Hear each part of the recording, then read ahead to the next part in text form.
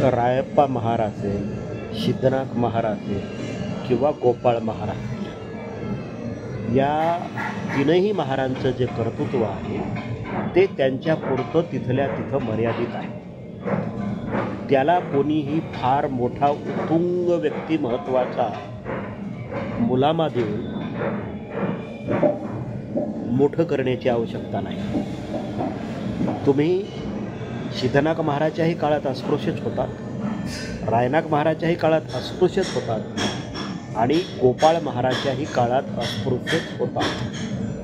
छत्रपती शिवाजी महाराजांच्याही काळात अस्पृश्यच होतात. काही ठिकाणं जर सोडली तर तुम्ही अस्पृश्यच होतात. त्यामुळे अस्पृश्य असून सुद्धा अस्पृश्यतेच्या विरोधामध्ये न लढणाऱ्या लोकांच्या बद्दल जास्त पुळका करण्यापेक्षा ज्या डॉक्टर बाबासाहेब आंबेडकरांनी तुमच्या अस्पृश्यत्वाची तुम्हाला लाज वाटवून दिली आणि त्या अस्पृश्यतेचा कलंक धुवून टाकला आणि बुद्धाच्या मार्गावर तुम्हाला आणून, त्यामुळं इतिहासामध्ये जात असताना तुम्ही रायनाथ महार असेल, सिद्धनाथ महार असेल, गोपाळ महार असेल, या महारांचा आदर्श घेऊन पुन्हा महार होण्याच्या तयारीत न राहता बाबासाहेब आंबेडकरांनी दिलेल्या बुद्धाचा आदर्श घ्या, चक्रवर्ती सम्राट अशोकाचा आदर्श घ्या, कनिष्काचा आदर्श घ्या.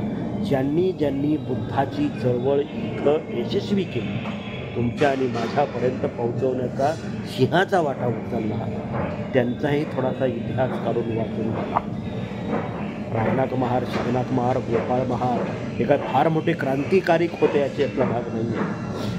बाबासाहेब आंबेडकरांनी इतका क्रांतिकारक या भारताच्या इतिहासामध्ये मागच्या 5000 वर्षात कोणीही झाला नाही. त्यामुळं बाबासाहेब आंबेडकरांनी जी क्रांती केली ती टिकवून ठेवण्यासाठी, तिचं भविष्य मजबूत करण्यासाठी, तिचं भविष्य उज्ज्वल करण्यासाठी काम करा.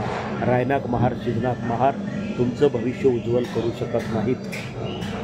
तुमचं भविष्य उज्ज्वल फक्त बुद्धाची चळवळ करू शकते आणि त्यासाठी आपण आपलं वर्तमान भविष्य सगळंच बुद्धाच्या चरणी अर्पण करणं काळाची गरज आहे.